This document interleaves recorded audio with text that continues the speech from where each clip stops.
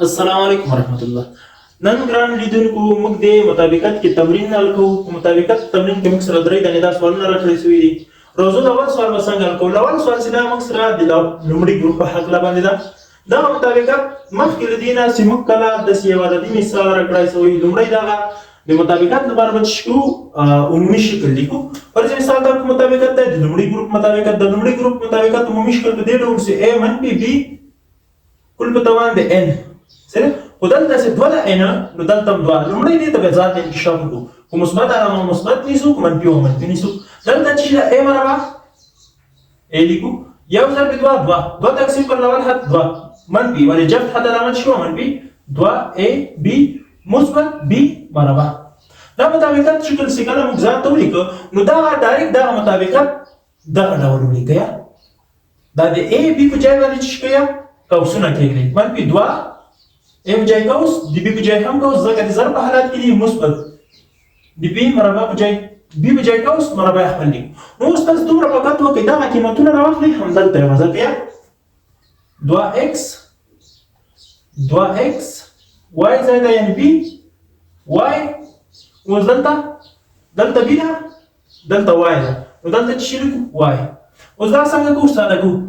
ګوره دا څنګه ده؟ توان په توان راپسوی ده.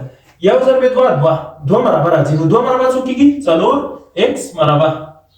منفي ضرب دی مثبت منفي، دوه ضرب دی دوه 4x دی خپل، چې y هم ضرب کوو y مثبت y مربع. اوس راځو دغه مثال ته. په دې کې دا د کوم ګروپ مطابقت ده؟ دا د دریم ګروپ مطابقت ده. دریم ګروپ مطابقت نه دوهم ګروپ مطابقت ده په اصل کې. عمومي شکل به زه درته ولیکم a مربع منفي b مربع. دې ته موږ انکشاف څنګه وکړو؟ د انکشاف په دې ډول چې لومړی دغه قوس، خو دې کې لومړی قوس څنګه کوو؟ دغه منفي علامه نیسو a منفي b مزدوج قوسو ته ویشل کېږي، او دوهم قوس علامې چې مثبت وي a مثبت b. اوس تاسو دومره فقط کوو چې موږ څه کوو؟ د دې په ځای باندې قوسونه ګورو، نورې ساده کوو. که قوسونه نه ګورو همدغسې ساده ډول هم لیکلی شو، خو لومړی به دا څنګه کوو؟ ترتیبوو یغه شکل ته. ولې دلته ضریبونه په کل توان کې نه دي راغلي که نه، نو دا به داسې ولیکم چې 2x په توان دی 2. ګورئ چې بېرته دا دغه سره مربع سره خلاص شي 4 کېږي، x مربع دی خپل منفي 3 y کل مربع. اوس همدغه شکل ته څنګه ده؟ برابر سه. چې کله برابر سو نو همدغه ډول لیکو، داسې لیکم چې 2x منفي 3y یو قوس، دوهم قوس څنګه ده؟ 2x مثبت 3y. بس په همدغه ترتیب باندې څنګه ده حل کېږي. او که چېرته یو بل کې بېرته ضرب کوم حالت موږ ته لاسته راکوي، دا حالت لاسته راکوي انکشاف یې په یو ډول باندې. بل چې دی موږ سره دغه مطابقت ده. داسې ده پنځم ګروپ مطابقت د لومړۍ ویډیو لپاره چې ولیکئ انکشاف ولیکئ. که انکشاف مو ولیکه نو تاسو ته به څنګه د مطابقت به اسانه شي. نو راځو مطابقت ته لومړی انکشافیه شکل لیکو.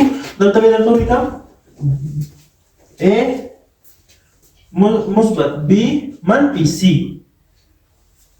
کل مربع. اوس دا څنګه لیکو؟ دا دواړه په یو نوي حرف باندې کوي چې m. اوس راځو چې کوو داسې لیکم چې a جمع m کل په توان دی 2. دې ته به انکشاف ورکړو.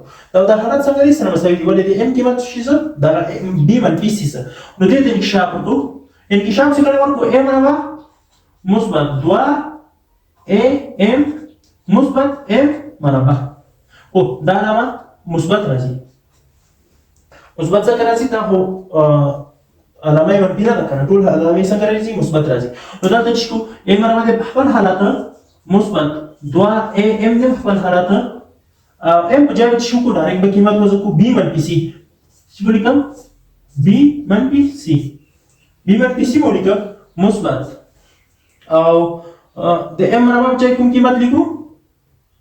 b منفي c کل مربع. اوس به همدغه ته انکشاف ورکړو. دا به څنګه کوو؟ ضرب. نو دا په دې ډول باندې په لاندې ډول ولیکم چې a مربع مثبت b مربع مثبت c مربع، ځکه c مربع راځي. دا دغه ته ضرب کوم چې کېږي مثبت 2ac ab بیا ول چې راسي منفي ځکه مثبت سره د منفي 2 A C دا ته یو خط چې پاتې کېږي A B ستا A C ستا او B منفي 2 B C په همدغه ترتیب باندې د انکشاف سره نو اوس راځو چې شکو قوسونه د دې دغه ځای باندې د B په ځای شي قوس د A په ځای A مربع مثبت د B په ځای قوس مربع مثبت د C په ځای شي قوس مربع همدغسې 2 د خپل مثبت 2 د خپل د A په ځای قوس د B په ځای قوس منفي 2 د A په ځای قوس ضرب د C په ځای هم قوس منفي 2 B په ځای شي قوس او د C په ځای شي هم قوس نور عددي قیمتونه تاسو راوخلئ همدلته یې وضع کړئ او نهایي ځواب په کمنټ کې راته ووایه د نن ورځې درس مو تر همدې ځای پورې و نور مو په پاک سپېڅلي رب باندې سپارم